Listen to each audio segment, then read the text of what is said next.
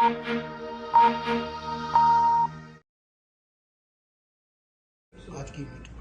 का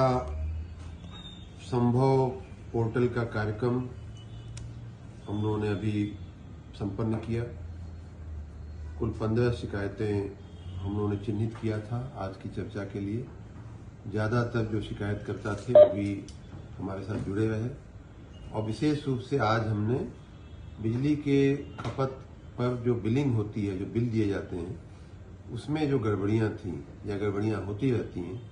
कहीं ज़्यादा दे देना या अनर्गल दे देना, मीटर तेज चलना, इन सारी शिकायतों को विशेष रूप से हमने लिया था और नीचे तक के हमारे जो कर्मचारी जिनके हाथों से बिल बनता है और गलत बिल बनता है, उन सबको भी हमने यहाँ ऑनलाइन लिया हुआ था। कई प्रकरण में कई परीक्षणों के बाद एक व्यक्ति की सेवा समाप्त कर दी गई आज गलत बिलिंग करने के कारण। और हमने ये भी कहा है कि गलत बिलिंग अब क्षम्य नहीं है, क्षमा नहीं किया जाएगा। अगर इरादतन कहीं गलत बिल दिया गया है या लापरवाही के कारण कहीं गलत बिल दिया गया है तो उन सारे प्रकरणों में, सारे केस में बिल्कुल अक्षम्य रूप से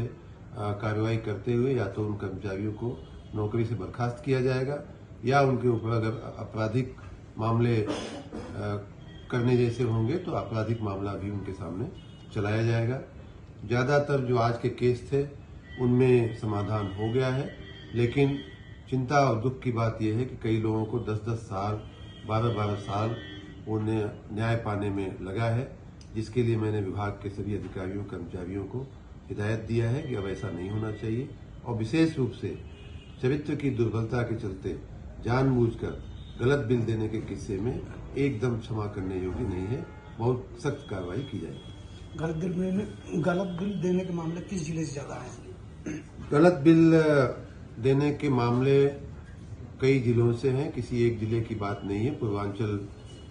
से भी थे, पश्चिमांचल से भी थे, दक्षिणांचल से भी थे, सभी क्षेत्रों से थे और उसमें सभी जगह सख्त कार्रवाई करते हुए शिकायतकर्ताओं को संतोष तो दिया हुआ है,